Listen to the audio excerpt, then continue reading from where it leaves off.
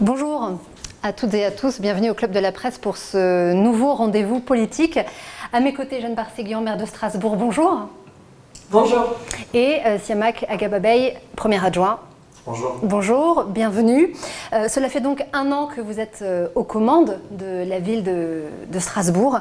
Avant d'évoquer les mesures mises en place, les mesures à venir, les éventuelles prises de bec, une question peut-être plus personnelle. Jeanne Barséguian, je m'adresse à vous. Comment est-ce que vous vivez en tant que personne ces nouvelles responsabilités? C'est votre premier mandat à la tête d'une des plus grandes villes de France. Je veux dire, je suis très heureuse et c'est une grande joie. C'est aussi une grande responsabilité, vous l'avez dit, avec de nombreuses charges à assumer en tant que maire de Strasbourg, dans une des plus grandes villes de France, dans un contexte particulier. Et pour autant, c'est cette joie immense de pouvoir mettre en œuvre un projet de transformation. Et aussi, je dois dire, je suis très fière de ma ville, quand je vois comme elle a pu faire face, quand je vois toute la solidarité qui s'exprime, l'inventivité qui s'exprime au quotidien. Et là, on voit que la ville reprend vie, telle qu'on la connaît. Vous voyez la différence depuis quelques jours? Ça fait vraiment plaisir. Là, ça fait 2 semaines qu'on retrouve Strasbourg telle qu'on la connaît et qu'on se rend compte à quel point elle était elle paraissait en tout cas un peu terne et un peu inanimée depuis maintenant plus d'1 an. Vous dites heureuse, mais ça ne doit pas être facile non plus tous les jours. Hein. Vous avez même une protection rapprochée. Est-ce que vous avez eu des périodes de doute depuis votre arrivée à la tête de Strasbourg ? Non, pas de période de doute. Quand on s'engage pour devenir maire de Strasbourg, j'étais candidate et je savais pourquoi. Et mon objectif était clair. Il n'y a pas de doute sur cette envie d'assumer cette responsabilité. Après, oui, ça n'est pas une tâche facile, si c'est ce que vous voulez dire, parce que les enjeux sont énormes. On en avait identifié un certain nombre avant d'arriver aux responsabilités écologiques, sociales, le besoin de renouveau démocratique. On aura largement l'occasion d'en parler. Et on est arrivé en plus dans un contexte de crise sanitaire et économique qui est venu amplifier un certain nombre de phénomènes. Donc les enjeux, ils sont majeurs, mais en même temps, quel beau défi! Quel beau défi! Et pour moi, c'est la continuité de mon engagement depuis maintenant plus de 20 ans. Pour les personnes, pour la qualité de vie, pour améliorer le quotidien et puis aussi pour se projeter et continuer d'avoir une ville qui sait innover, qui est pionnière aussi, qui est un modèle. Et ça me motive énormément et c'est aussi le fait d'avoir une équipe à mes côtés qui est absolument formidable. Donc c'est une année, voilà, ça a été une année particulière, évidemment, mais très très riche. Et je dois vous dire qu'aujourd'hui, en plus avec cette vie qui reprend et surtout ce lien social et cette convivialité qui reprend dans la ville, c'est une vraie... Vous avez l'impression que cette première année de mandat finalement restera totalement à part dans votre mandat sur les 6 années. En fait, ça sera rien de comparable, gros. Alors il est difficile de dire maintenant on prend tous des pincettes parce que d'abord la crise sanitaire n'est pas tout à fait terminée. Voilà. Même si, et je m'en réjouis, je pense que voilà, on est en train de s'acheminer doucement vers une sortie de crise avec une reprise à la normale. Mais quand on dit à la normale, finalement, on sait très bien que nos modes de vie, nos fonctionnements ont été profondément bouleversés. On en parlait, on échange avec des chefs d'entreprise qui nous disent qu'un certain nombre de leurs salariés n'ont plus envie de revenir au travail, ont même peur parfois de revenir au travail, parce que tout simplement, voilà, ces périodes de confinement, ça a été aussi des périodes de bouleversement collectif, mais aussi individuel. Donc voilà, il est difficile de savoir ce qui nous attend pour les 5 prochaines années du mandat, mais il y a fort à parier qu'on pourra peut-être maintenant, surtout que notre équipe est pleinement installée, qu'on a posé les jalons d'une très grande partie du programme, de notre programme, qu'on va pouvoir maintenant avancer, je l'espère, de manière un peu plus sereine. On va en parler. Siamak Agababey, je me tourne vers vous. Pour vous, c'est un peu différent cette année. Vous étiez déjà en poste, vous aviez déjà des responsabilités. Qu'est-ce qui a changé avec l'arrivée de Jeanne Barséguian ? D'abord d'être aux côtés d'un projet et d'une équipe avec qui on est en osmose en fait. Ce qui n'était pas le cas avant avec Roland Ries. J'ai responsabilité avec beaucoup de nuances, parfois des désaccords, parfois assumés de manière assez forte. Et là, comme beaucoup de gens que je connais à Strasbourg, c'était pour la première fois, J'ai été engagé dans une équipe qui me correspondait, avec qui je partageais la totalité du programme pour lequel on s'engageait. On était en phase avec mes aspirations, avec nos aspirations, avec notre époque. Avec toute une série de générations à Strasbourg qui avaient une aspiration au changement, au renouvellement. Vous regrettez finalement d'avoir fait partie de l'ère RIS ? C'est pas une question de regret, je pense que ce sont des cheminements. J'ai été élu de 2008 à 2014 en délégation, puis une délégation sur l'habitat à la métropole sur laquelle j'ai réussi à faire un certain nombre de réalisations dont je suis en tout cas plutôt fier. Mais aujourd'hui, c'est un projet de transformation à l'échelle de la ville et de la métropole qui se déploie et avec une équipe et une maire dont je suis très fier en tout cas de faire partie de l'équipe. Et ce qui change, c'est plutôt cet état d'enthousiasme, qui est partagé dans l'équipe, ce travail en collectif permanent. Bien sûr qu'il y a de la verticalité, mais beaucoup d'horizontalité, beaucoup de partage, et ça je ne l'ai pas connu. Ça, je ne l'ai pas connu avant, le fait de discuter l'ensemble des décisions avant. Ce qu'on peut parfois d'ailleurs vous reprocher, cette horizontalité, ça prend du temps forcément. Est-ce que vous avez le sentiment d'être moins réactif de par moins de verticalité? Moi, je pense que c'est une richesse et c'est une condition préalable à la réussite en fait, du projet. On ne peut pas taire les débats, on ne peut pas taire les questions, on ne peut pas taire le détail dans lequel on doit aller. Et je pense que c'est des éléments qui font partie, en tout cas, des conditions de réussite d'un projet, même s'il y a des moments où il y a des arbitrages qui doivent arriver, où le débat doit s'arrêter, laisser la place à la décision et à la mise en œuvre. Mais j'ai jamais autant échangé que dans cette équipe. Et ça, c'est une richesse. Jeanne Barseguian, c'est vous qui devez trancher à la fin. Est-ce que trancher plus vite, parfois, ça serait pas mieux? Alors, on dit souvent que le fait de discuter en amont nous permet de gagner du temps derrière. C'est-à-dire que c'est vrai qu'on s'assure peut-être davantage d'une forme de transversalité et de dialogue avec les acteurs au sein de l'exécutif, avec des partenaires, pour qu'ensuite on puisse déployer le projet plus rapidement. Quand je disais qu'on avait posé les jalons, à mon avis, des trois quarts de notre programme, je ne pense pas qu'on ait perdu de temps du tout, surtout dans un contexte de crise qui a forcément ralenti, comme vous le savez, un certain nombre d'activités, et au contraire, j'ai plutôt le sentiment qu'on va assez vite. D'ailleurs, c'est un peu ce que nous disent aussi parfois les agents de la collectivité, c'est que on avance rapidement, on déploie le projet rapidement, on a débloqué assez vite. Siama Kagababaye pourra en reparler. Dès l'année dernière, on est arrivé aux responsabilités en plein été. On a eu 3 ou 4 conseils dès l'été, des conseils exceptionnels pour faire face à l'urgence. On a voté au bout de 2 semaines aux responsabilités un budget exceptionnel qui nous a permis de prendre un certain nombre de mesures qui ont ensuite été complétées dans les conseils suivants. On a démarré tout de suite sur la végétalisation, on a démarré tout de suite sur les places d'hébergement d'urgence, on a commencé extrêmement rapidement tout ce qui concerne la déminéralisation des cours d'école, les rues scolaires.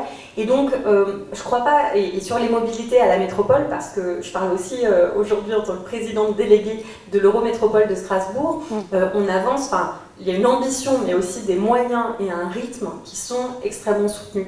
Donc j'ai pas du tout le sentiment qu'on perd du temps. Ce qui est vrai, c'est qu'il y a eu un temps d'installation, d'abord parce qu'on est arrivé pendant l'été, mais aussi parce que, et ça je l'assume, on a beaucoup renouvelé notre équipe et ça répondait aussi à une aspiration. En partant de l'équipe d'ailleurs, il y a un renouvellement du directeur de cabinet qui est parti. Est-ce que ça c'est un handicap? Il y a eu un premier départ en septembre, puis là encore récemment. Est-ce qu'il y a un capitaine dans le navire? Non, il n'y a pas eu de départ en septembre. Il y avait une direction par intérim. Oui, qui est partie. Voilà, il y a eu un recrutement et puis les choses étant comme elles le sont, eh bien, ça n'a pas forcément fonctionné. On en tire les conséquences et ensuite on avance. Mais ça, je m'en amuse presque parce que on a l'impression que par le passé, dans les mandats précédents, il n'y avait jamais de mouvement dans l'administration, il n'y avait jamais de mouvement dans les cabinets. Si, bien sûr qu'il y en a et ça fait partie de la vie d'un projet, d'une équipe. On a une administration de 8000 agents, on a un cabinet conséquent qui est un cabinet fusionné. Donc tout cela fait partie de la vie tout simplement d'une ville et d'une grande collectivité. Donc ça, il ne faut pas du tout s'en émouvoir. Non, je parlais plutôt de l'arrivée et du renouvellement des élus, puisque la très grande majorité des élus, notamment à la ville, c'est là qu'on a énormément renouvelé, notamment au niveau des adjointes et des adjoints, n'avaient jamais exercé de responsabilité politique au précédent. Ils étaient engagés dans la ville, ils continuent de l'être pour certains d'assumer une activité professionnelle ou dans des associations, mais ils ont dû prendre leur marque en tant qu'élus et ils ont dû prendre leur marque très rapidement dans ce contexte de crise sanitaire où il nous a fallu être très réactifs. Donc, j'ai pas le sentiment qu'on ait perdu trop de temps et quand on commence à faire la liste de tout ce qu'on a pu faire en un an dans ce contexte particulier, je crois qu'on n'a pas à rougir. On parlait donc d'élus qui viennent d'arriver. Est-ce que vous les aidez en quelque sorte, Siama Kagababaye, vous qui avez un peu plus d'expérience en tant qu'adjoint? Alors, je ne suis pas le seul à avoir été ancien, on est quelques-uns, oui. que ce soit Alexandre Fels, Alain Young ou d'autres collègues. Oui, il y a un compagnonnage, il y a un accompagnement qu'on pourra probablement parfaire. Et il y a aussi surtout, c'est comment on passe de l'étape de la campagne, d'une victoire qui arrive, une campagne difficile, entrecoupée, et puis on arrive aux responsabilités en plein été, et puis il faut engager. Et en pleine crise. Et en pleine crise sanitaire, avec un reconfinement presque tout de suite à la rentrée, et donc on voit que la situation n'a pas été simple, mais je pense que c'est une équipe qui a pris à bras le corps la question, et finalement qui fait poser une vraie question à l'ensemble de la population, une question de société. Soit on souhaite des élus qui sont des professionnels de la politique, et donc qui connaissent tous les rouages, et qui sont peut-être opérationnels à la seconde, mais qui n'ont pas cette relation avec la société civile, avec la population, ou ne sont plus sortis en tout cas depuis très longtemps, ou alors on fait confiance à des élus qui sont renouvelés, à des élus qui viennent du cœur de la société civile, et il faut effectivement ce temps d'adaptation, et qui n'est pas un problème, encore une fois, ça revient à la question. Vous voulez dire que leur inexpérience quelque part peut être un atout? Parce que ça apporte un regard neuf. Je veux dire, sur une question, vous pouvez le regarder. Je veux dire, moi j'ai eu cette approche-là sur la question budgétaire. La question budgétaire, vous pouvez le voir comme un goulot d'étranglement des politiques publiques. Vous pouvez dire, voilà, c'est comme ça que ça va se passer. Vous allez faire des économies de 10% chacun, dans chaque direction. Finalement, on s'en fout du projet que vous portez. Et donc, vous pouvez avoir une vision qui est cette vision-là, qui est une vision très mécaniste, qui est une vision qui est technique, où vous pouvez changer de regard, où vous pouvez être un élu ou une élue qui fait parfois un pas de côté à un autre vécu, et passer par le monde associatif, et passer par le monde syndical, dans son milieu de travail, dans ses engagements citoyens. Et je pense que ça renouvelle la manière de faire la politique. Ça prend certes au début un peu plus de temps, mais finalement, prendre plus de temps au début, débattre plus des questions, ça, pour moi, c'est un gage de réussite du projet dans la durée. Cette première, vous vouliez rajouter quelque chose, Jeanne Barseguian? De dire que c'est aussi un enjeu démocratique de représentativité. En fait, ce qu'on a essayé aussi d'injecter dans ces assemblées, c'est davantage de diversité. Alors, il y a encore du chemin à parcourir, parce qu'en plus, en France, on a un système qui est assez fermé et assez contraint, et qui ne permet pas à tout un chacun, quand on bosse notamment dans le secteur privé, d'exercer un mandat. C'est compliqué. On doit vraiment faire un certain nombre de sacrifices. Ça peut être compliqué du point de vue financier, en termes de contraintes, etc. Donc, c'est pas prévu comme ça peut l'être en Allemagne. Mais ce qu'on a cherché à faire, ce renouvellement, c'est aussi pour intégrer davantage de diversité, d'avoir des élus qui ressemblent davantage à la population strasbourgeoise. Je pense qu'on a franchi une étape dans ce sens, même si, encore une fois, je ne vais pas dire que c'est parfait et on a encore du chemin à parcourir. Vous avez le sentiment que votre équipe a pris les choses en main maintenant ? Oui, et comme je l'ai dit, ils ont dû se former très rapidement. Ils ont dû immédiatement, et notamment dans des secteurs comme l'économie, le social, la santé évidemment. Alors là, on a un adjoint à la santé qui était déjà élu, mais on était dans des secteurs très impactés par cette crise sanitaire où il nous a fallu être tout de suite très réactifs. Et oui, ils ont pris leur marque très rapidement. Parce qu'il y a un décalage entre être tout de suite réactif avec des gens qui arrivaient. Est-ce qu'il n'y a pas eu un décalage? Non, mais ça peut aussi être assez intéressant parce que les nouvelles personnes arrivantes vont aussi réinterroger un certain nombre de méthodes ou de manières de faire. Donc c'est un enrichissement, à mon avis, réciproque. des deux côtés si on le vit dans le sens d'un enrichissement. Et je pense qu'on est beaucoup, la majorité, à s'être placé dans cette position-là. C'est le fait de dire que les anciens ont à apprendre des nouvelles personnes qui arrivent et puis vice-versa. Moi, ce que je trouve aussi intéressant, c'est qu'on est aussi au cœur d'un dépassement organisationnel, parce que sur la question démocratique et la question de qui doit faire la politique, qui peut faire de la politique, comme le disait Jeanne, bien sûr, il y a des partis politiques qui existent et qui ont toute leur place dans notre vie démocratique, et pour la première fois, ici, il y a une ouverture large aux citoyennes et aux citoyens, qu'ils soient organisés ou pas, à travers un projet, dès le départ, qui englobait cette partie-là, cette aspiration citoyenne. Ça aussi, je pense que c'est une nouveauté, et en tout cas, c'est quelque chose qui va changer la donne dans les prochaines années, que ce soit à Strasbourg, et comme on le voit dans beaucoup d'autres endroits en France, c'est l'irruption, finalement, des citoyennes et des citoyens engagés dans le débat public, à côté des partis, parfois en dehors des partis, mais ici, dans notre cas, à côté des partis. Une année riche, une année où vous vous installez. Avant d'évoquer la crise sanitaire que vous avez évidemment, vous avez dû faire face dès les premiers instants, vous avez également été chahuté par des polémiques. Il y a évidemment, on pense, le financement de la mosquée Ayoub Sultan, il y a la définition de l'antisémitisme, pour ne citer qu'elle. Est-ce qu'avec le recul, vous feriez différemment ?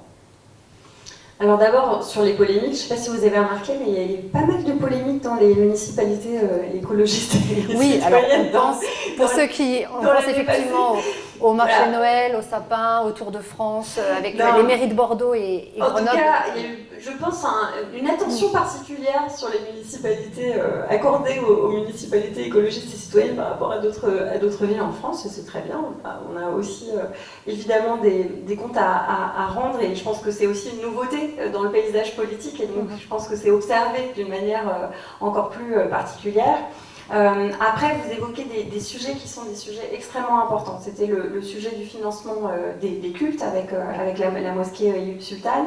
C'est la question de la lutte contre l'antisémitisme et plus globalement de la lutte contre les discriminations, la lutte contre les violences et les appels à la haine dans notre ville avec ces motions. Et je crois que sur ces questions, moi j'ai un regret, c'est la manière dont les choses ont pu se dérouler. C'est-à-dire, il y a eu énormément de débats, il y a eu beaucoup de polémiques, il y a eu aussi beaucoup malheureusement d'instrumentalisation, alors qu'on est sur des sujets extrêmement importants qui relèvent des compétences de la ville, qu'il fallait qu'on puisse apporter devant le conseil municipal. Je pense au sujet de la mosquée Ayoub Sultan. C'est vrai qu'il y a des questions qui se posent et qui continuent de se poser.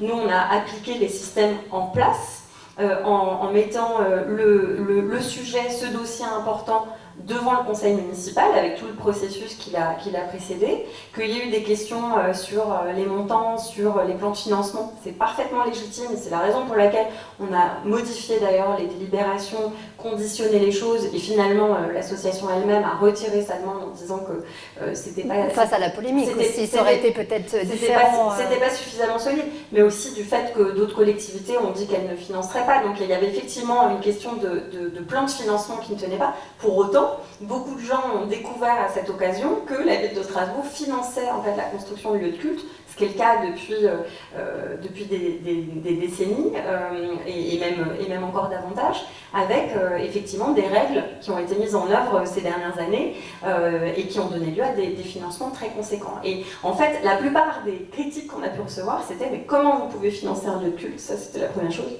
Oui, concordat, droit local.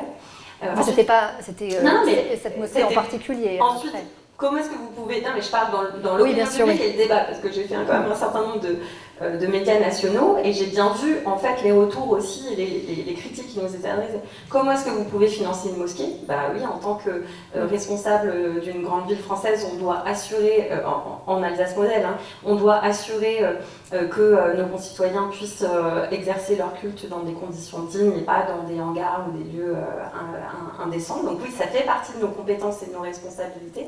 Voilà. Et après, derrière, il y avait toute la question, mais là qui relève pour le coup de l'État français sur les questions de souveraineté, sur les questions d'ingérence étrangère. Et moi, sur ces questions, j'aurais préféré, je vous le dis, plutôt que des polémiques ou des tweets, j'aurais préféré une coopération sereine avec les membres du gouvernement, parce que je crois que ces sujets l'exigent.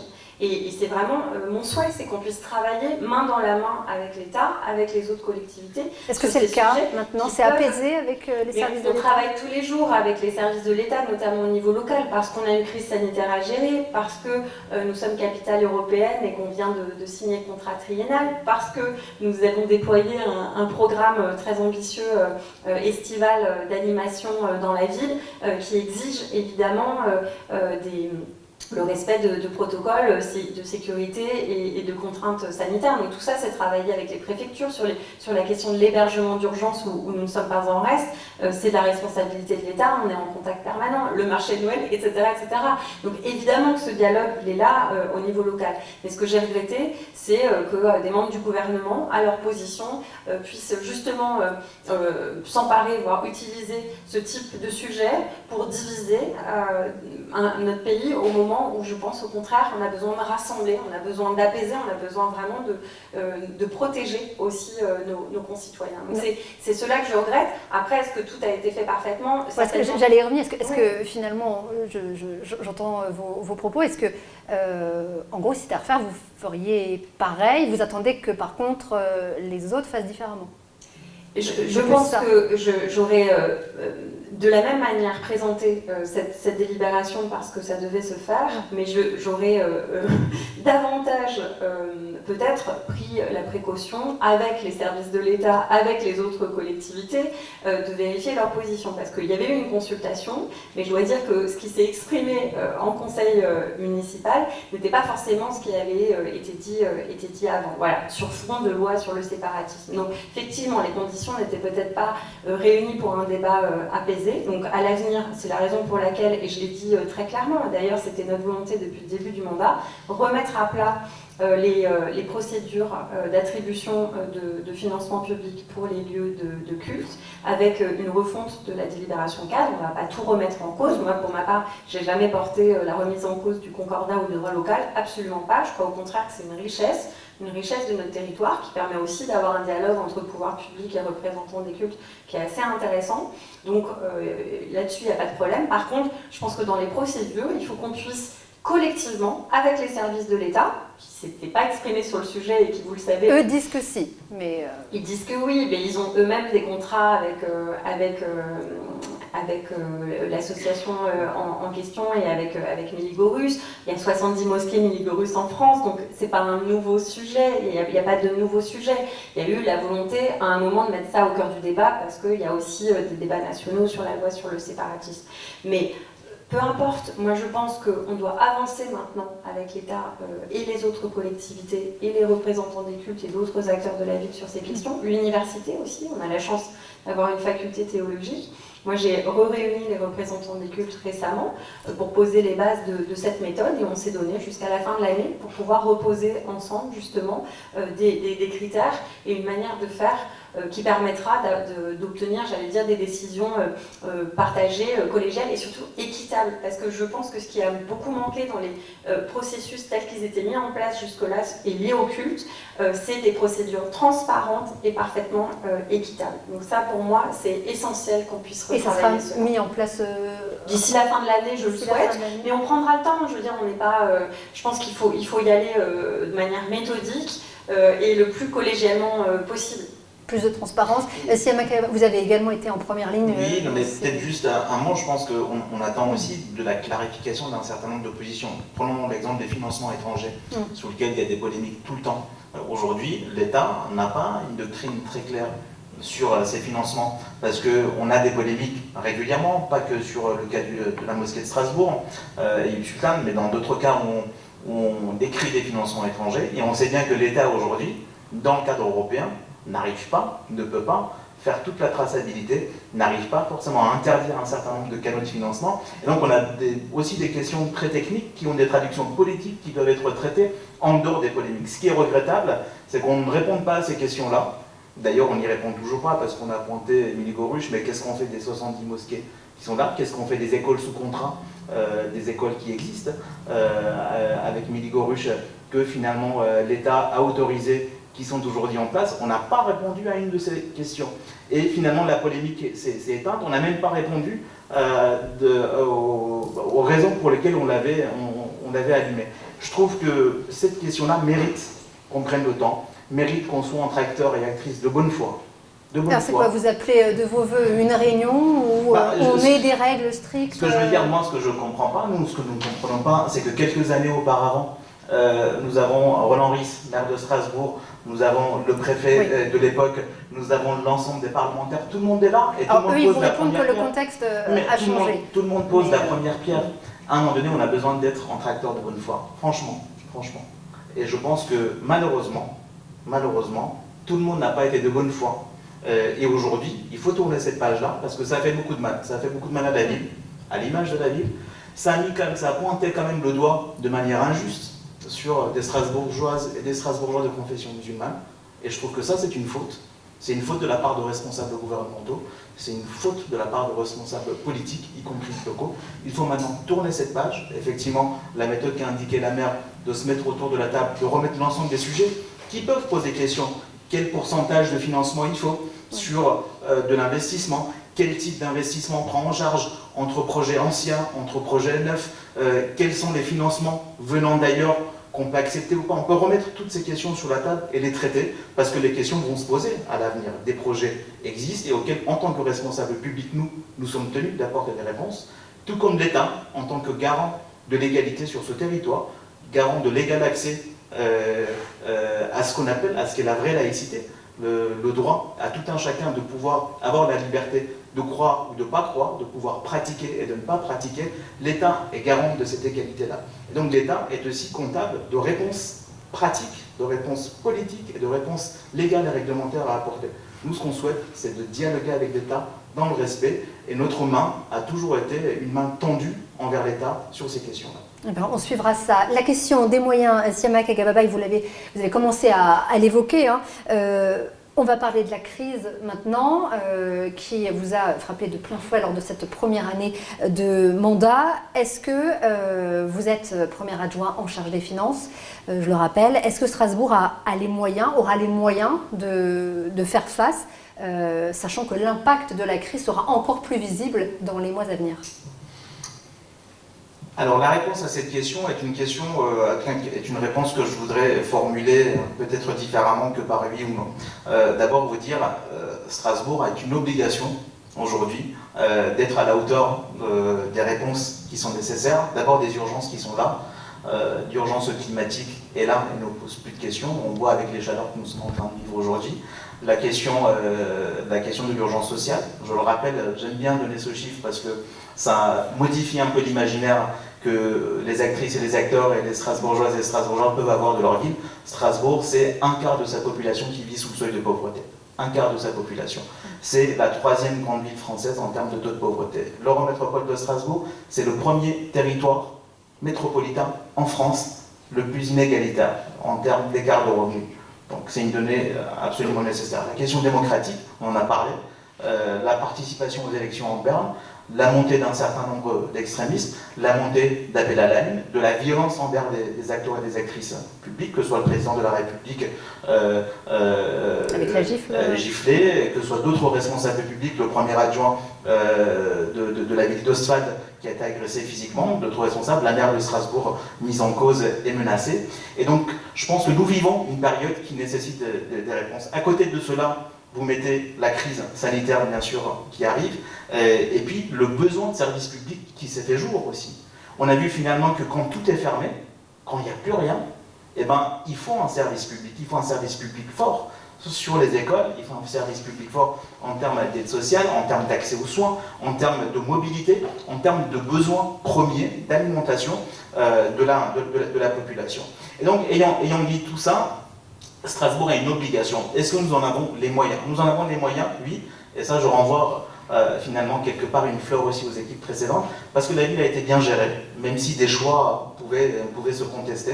On peut dire que la ville a été gérée sainement, Et donc, il y a un certain nombre aujourd'hui d'éléments et de ratios qui sont disponibles. Nous sommes l'une des villes et l'un des territoires métropolitains les moins endettés en France. Et donc, nous pouvons recourir demain à l'endettement pour financer une politique d'investissement.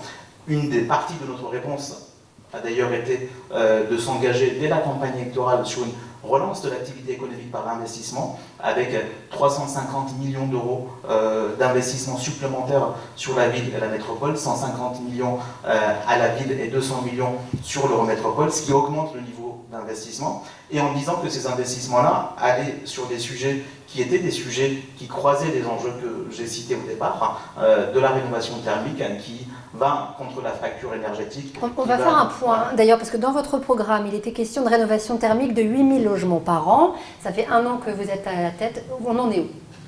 Alors, je laisserai compléter. Sur les 8000 logements par an, alors, faut dire que déjà, sur le territoire, entre 3 à 5000 logements sont rénovés. Quand on parle de 8000 logements, c'est 8000 logements privés et sociaux. On a un rythme de rénovation des logements sociaux avec l'ensemble des bailleurs sociaux. Là, vous voyez, c'est 3 à 5 000 cette année. C'est 3 à 5 000 chaque année, déjà. D'accord. Et donc là, c'était poussé jusqu'à 8 000. L'idée, c'est arriver à 8 000. Pour arriver à 8 000, il faut plusieurs choses. Il faut, et d'ailleurs ça aussi nous l'avons dit, on n'a jamais dit que ça pouvait être fait d'un coup et tout de suite, il faut d'abord prévoir un système d'aide universelle qui permet d'aider l'ensemble des copropriétés. Parce que là où les choses bloquent aujourd'hui, c'est notamment dans les copropriétés privées. Comment vous allez, quand vous allez faire une décision de ravalement de façade, comment vous allez considérer la question de l'isolation? Est-ce que c'est possible? C'est pas toujours possible, mais c'est généralement possible. Et une fois que vous avez pris la décision de la question de l'isolation, comment vous le financez? Aujourd'hui, un certain nombre d'aides existent, mais que pour les propriétaires modestes et très modestes. Nous, la chose que nous avons mis en place, d'ailleurs dans le budget primitif de l'Eurométropole, a été la création d'une aide spécifique pour l'ensemble des copropriétaires, une aide universelle, qu'on soit modeste ou pas. Donc l'ensemble des copropriétaires, pour la première fois, vont avoir droit à une aide. Et nous sommes en train de designer aujourd'hui l'accompagnement nécessaire, parce qu'il faudra une campagne d'accompagnement, d'information, et accompagner les copropriétés. Et pour l'avoir vécu dans l'ancien mandat, des projets de réhabilitation de copropriétés, je sais que c'est un processus qui est long, le temps d'arriver à la décision. Il s'agit d'avoir le financement, l'accompagnement nécessaire, mais aussi la structuration et le portage. Et il y a un travail qui est en train d'être fait en lien avec la CERS, la Société d'équipement de la région strasbourgeoise, et RGDS, à travers une filiale qui s'appelle NRD2, qui pourra, sur un certain nombre de projets, être l'outil que nous allons utiliser pour y arriver. Donc aujourd'hui, on n'y est pas encore, mais on est en train de s'armer pour y arriver. Oui, on a rassemblé l'ensemble des acteurs pour pouvoir le faire, et on est en train de créer cet écosystème justement qui permettra une rénovation thermique massive sur les logements privés, mais aussi sur nos bâtiments publics. Et on peut penser tout de suite au centre administratif, qui est une vraie passoire énergétique, et sur lequel on souhaite construire un chantier absolument exemplaire de rénovation, étage par étage. C'est évidemment un chantier de grande ampleur et qui s'étalera bien au-delà de ce mandat, j'imagine jusqu'en 2028, voire même encore plus loin, mais qui va permettre non seulement d'améliorer le service public, mais aussi de faire travailler les entreprises du bâtiment, et aussi d'y inclure des clauses sociales. J'y suis attachée, faire travailler des personnes éloignées de l'emploi et permettre l'insertion par l'activité économique. Donc on est sur cette volonté d'exemplarité et d'effet levier de la collectivité. Oui, d'ailleurs, dans votre programme, vous comptiez développer les emplois dans le secteur de l'économie sociale et solidaire,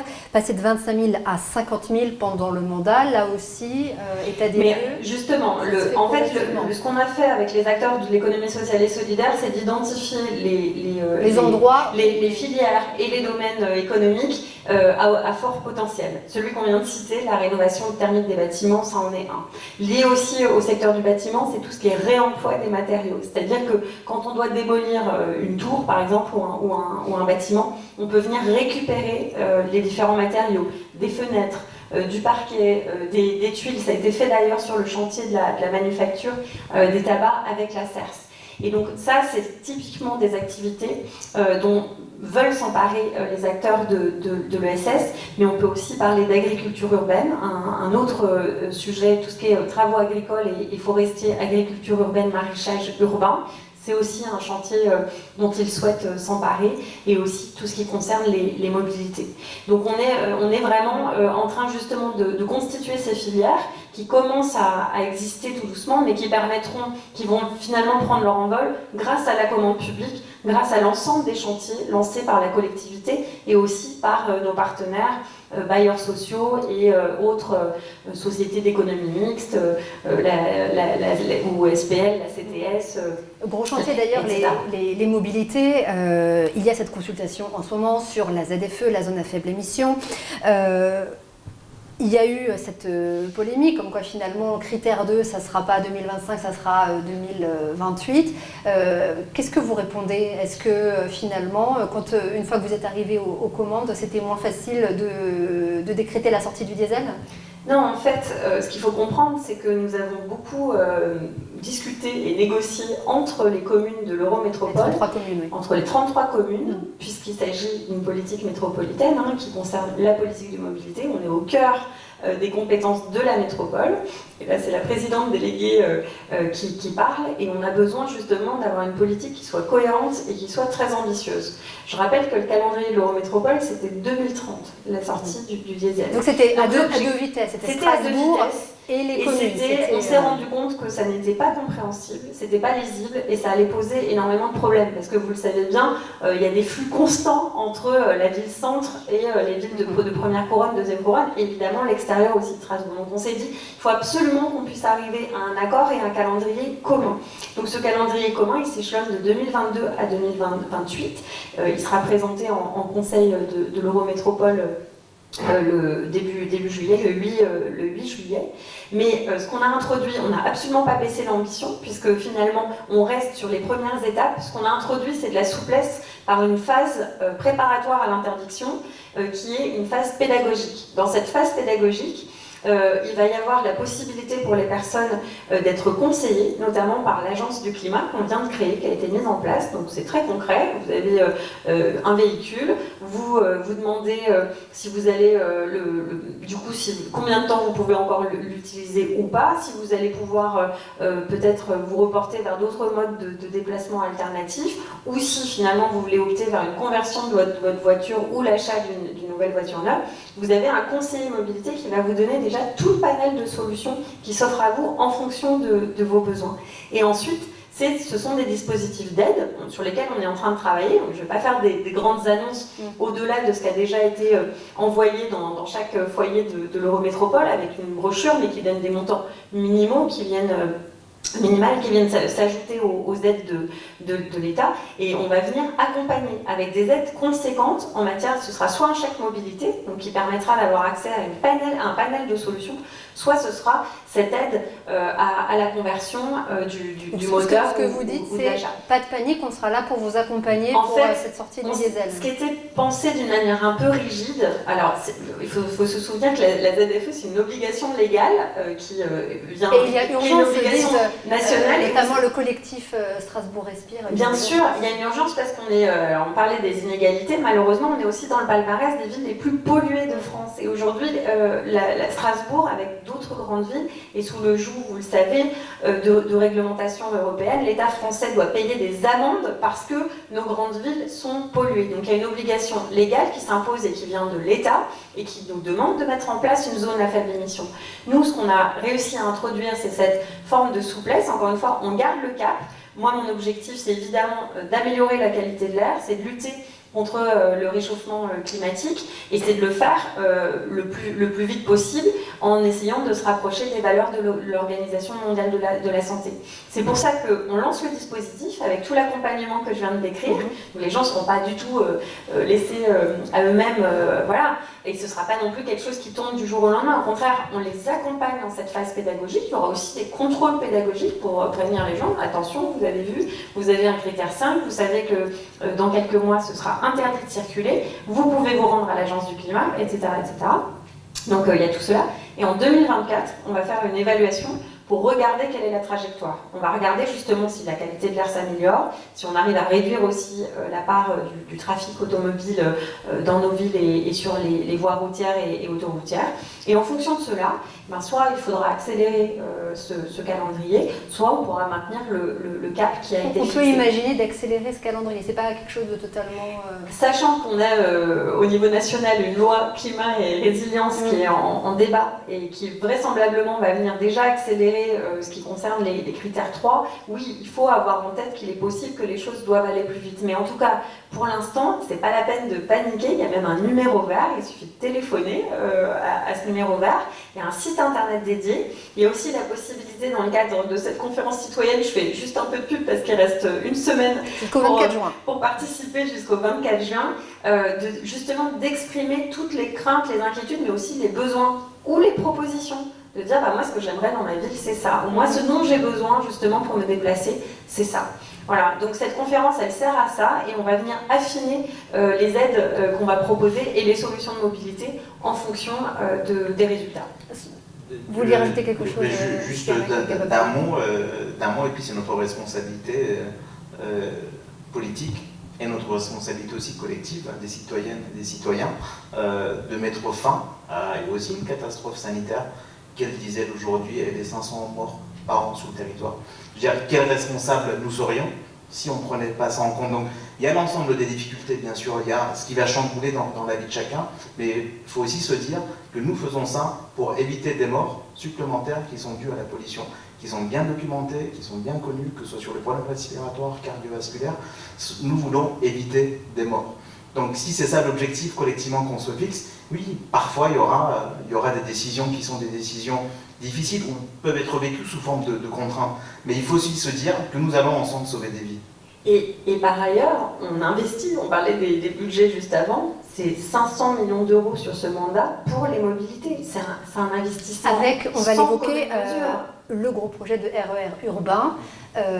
C'est pour quand? Quel est le calendrier? Là, on a des pistes à l'Ayoun adjoint justement. Parler d'ici 2023, le nombre de trains devrait être augmenté entre Strasbourg, Chézegaille notamment, Lavenzoux. En fait, pour rappeler ce que c'est que ce RER métropolitain, c'est qu'en fait, on a la chance d'avoir 13 gares TER, plus la gare de Kehl, et donc on a un réseau très dense sur le territoire de l'Eurométropole, mais qui est aujourd'hui insuffisamment connecté et avec des cadencements qui sont insuffisants ou des horaires qui ne sont pas adaptés au mode de déplacement, qui ne permettent pas à tout un chacun de prendre le train. C'est très intéressant parce que bien sûr, on en parlera peut-être, on va renforcer les lignes de tram, on va renforcer les bus à haut niveau de service. Quand vous prenez le train de Vendenheim à la gare de Strasbourg, c'est 7 minutes. Donc c'est extrêmement rapide, ça nous permet, sans passer par le centre-ville, ça permet de traverser l'agglomération très rapidement. Donc effectivement, comme le disait Alain Younes, on va avoir une première échéance en 2023 qui va venir quasiment doubler en fait les fréquences et les cadencements d'un certain nombre de lignes existantes. Donc là où je crois on a un travail à faire. C'est budgété, c'est vu. Tout cela c'est fait avec la région Grand Est, c'est aussi en lien bien sûr avec la SNCF et on est en train d'anticiper aussi, c'est pour ça qu'on vient renforcer aussi le réseau CTS, c'est qu'on sait que la gare de Strasbourg va devenir un véritable hub multimodal et qui va voir 30 à 40% de hausse de fréquentation dans les prochaines années. Donc c'est une très bonne nouvelle, on s'en réjouit, mais ça se prépare. Et donc ça veut dire, c'est pour ça qu'il faut qu'on désature aussi l'homme de fer, c'est pour ça aussi qu'on doit élargir et créer de nouvelles lignes ou les étendre vers le nord de l'agglomération et vers l'ouest. On pourra y revenir. Donc c'est ce train, mais c'est surtout de prendre l'habitude justement de prendre le train pour ses déplacements de loisirs ou pour ses déplacements un peu à la parisienne, prendre le RER et laisser la voiture un peu au garage. Oui, effectivement, et je pense qu'on a une ville qui s'y prête tout à fait. Après, pour les personnes qui ne voudront pas prendre le train, elles pourront aussi prendre leur vélo à assistance électrique. On a mis en place des aides qui vont jusqu'à 500 € pour l'achat d'un vélo à assistance électrique. Et c'est vraiment intéressant parce qu'avec les infrastructures de réseau express cyclable qui vont être développées, c'est quand même 100 millions d'euros pour le réseau cyclable. Je sais plus combien, tu te souviens combien c'était dans le dernier mandat? C'était 8 millions d'euros. 8 millions, alors on multiplie juste par 10 les montants. Avec les réseaux express cyclables, là aussi, on a un mode de déplacement qui est efficace, qui qui est bon pour la santé et qui permet d'avoir une alternative à la voiture rapide, même quand on habite en seconde couronne. Dernière question concernant le programme que vous aviez annoncé il y a un an. Au niveau de la plantation des arbres, là c'est plus concret, c'est plus facile à mettre en œuvre, on en est où ? Alors, on s'était fixé un objectif de plantation de 700 arbres pour la première saison. On a dépassé cet objectif puisqu'on est déjà autour de 1000. Et l'objectif ensuite, c'est 1000 arbres supplémentaires chaque année pour atteindre 10 000 arbres en 2030. Donc ça, c'est notre plan canopé. Donc on avance vraiment bien puisqu'on a dépassé les objectifs pour cette première année. Et vous le savez, on a essayé de mettre en lien à la fois les installations dites éphémères, c'est notamment ces oasis de fraîcheur ce qui vous a été reproché d'ailleurs sur le côté éphémère. Je ne sais pas trop pourquoi ça nous a été reproché, parce que je crois que c'est plutôt apprécié le fait d'avoir des endroits de fraîcheur et d'ombre et même de brumisation pendant cet été qui va être à nouveau caniculaire sur des places très minérales. Moi, j'ai des retours plutôt positifs de l'ensemble des habitants dans les quartiers concernés qui nous disent merci, d'abord c'est joli, ça rafraîchit effectivement, et puis ça nous permet en fait de tester des nouveaux aménagements pour ensuite enclencher des plantations pérennes. C'est exactement ce qu'on a fait au bord du Rhin, place de l'Hippodrome. On a commencé par les installations éphémères. De toute façon, pendant l'été, on n'allait pas planter des arbres. Ça se plante beaucoup plus tard à la Sainte-Catherine. Et avec les habitants, ils nous ont dit vous avez mis les arbres de manière éphémère ici. Nous, si ça doit être pérenne, on préférerait que ce soit plutôt là. Et on a pris en compte leurs remarques et on a planté ces arbres de manière pérenne. Donc c'est un travail de longue haleine, évidemment, de verdir la ville, mais on avance vraiment bien. Et peut-être aussi, pour vous le dire aussi de manière aussi budgétaire, comment ça s'est traduit, pour la première fois, on a un budget végétalisation qui se voit, que les gens peuvent mesurer, dont on peut voir la consommation année après année. Et donc, que ce soit pour le plan canopé, une trentaine de millions d'euros, que ce soit pour la végétalisation des cours d'école, entre 5 et 10 millions d'euros, que ce soit pour les arbres qui sont plantés sur les opérations de voirie ou de création de pistes cyclables, là également une dizaine de millions d'euros. Donc, c'est à peu près 50 millions d'euros aujourd'hui qui sont budgétés sur le mandat, sur la ville de Strasbourg, pour pouvoir planter des arbres. Ça aussi, c'est un effort qui était sans commune mesure. On parlait du demi-milliard d'euros à la métropole consacrée aux mobilités. C'est une vraie révolution en termes financiers et d'efforts. 50 millions d'euros sur la végétalisation, c'est aussi une vraie révolution qui est en train de se faire.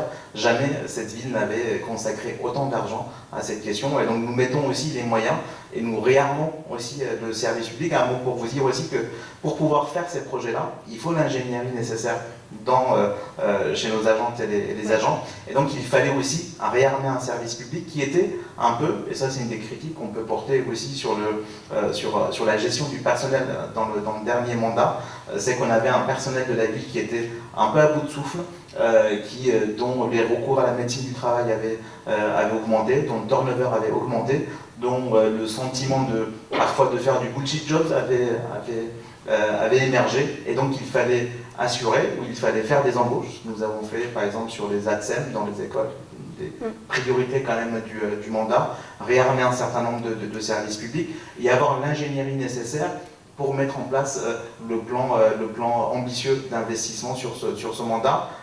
Juste un dernier point sur cet investissement-là, pour vous donner aussi ce que la ville et la métropole mobilisent aux côtés de l'ensemble des sociétés d'économie mixte et partenaires. Pour les années à venir, d'ici 2026, c'est 3,2 milliards d'euros qui seront consacrés aux investissements. 80% profiteront aux entreprises locales. C'est une condition sine qua non? Non, c'est ce qui se passe tous les jours avec les clauses qui existent, avec notre manière d'attribution, avec la politique de l'achat public, avec le schéma d'une commande publique qui est écologiquement et socialement responsable, dont le SPACER qui va être présenté au Conseil et voté au Conseil ce lundi. Donc on a une politique des achats et de la commande publique responsable qui inclut forcément, parce qu'on ne peut pas les favoriser pour les raisons législatives, mais on a des clauses qui permettent d'amener, et un allotissement qui permet d'amener vers les entreprises locales, et donc 3,2 milliards d'euros à l'échelle du mandat investi par la collectivité et ses partenaires. C'est autant d'activités économiques sur le territoire, et une activité économique qu'on souhaite orienté vers la transformation écologique, vers plus de services publics, plus d'équipements publics, et donc vers plus d'accès finalement à la citoyenneté, parce que pouvoir disposer des équipements, c'est pouvoir aussi accéder à ses droits et donc à la citoyenneté. Alors il nous reste quelques minutes avant la fin de ce rendez-vous politique. On a parlé un petit peu de ce qui a été mis en place, de votre ressenti. On va se projeter un petit peu, si vous voulez bien, sur l'année qui arrive. Est-ce que vous espérez cette fois avoir un peu plus les coudées franches si la situation sanitaire le permet? Parce que j'imagine que ça peut être assez frustrant aussi de se retrouver en fait à parer au plus urgent. Et le plus urgent, c'était la crise. Alors le plus urgent c'était la crise, mais je pense qu'on vient de le montrer, ça ne nous a pas empêché de déployer notre projet. Voilà, et on a avancé vite sur ces grands marqueurs, notamment en matière de mobilité et de végétalisation. Tout en effectivement répondant à ces besoins du quotidien. C'est vrai qu'on a peu parlé de tout le volet social et services de proximité. Ils ont été très impactés par la crise et ils ont fait l'objet là aussi de mesures d'urgence. Donc effectivement, on espère maintenant qu'on va pouvoir travailler, j'allais dire, à un rythme de croisière moins impacté par cette activité en dents de scie du fait de la crise sanitaire, confinement, déconfinement, reconfinement, etc. C'était ce stop and go, mais qui a impacté les administrations comme le secteur public ou les acteurs. Et on imagine encore un impact à venir dans les... Ça, c'est quelque chose qui vous inquiète culturels.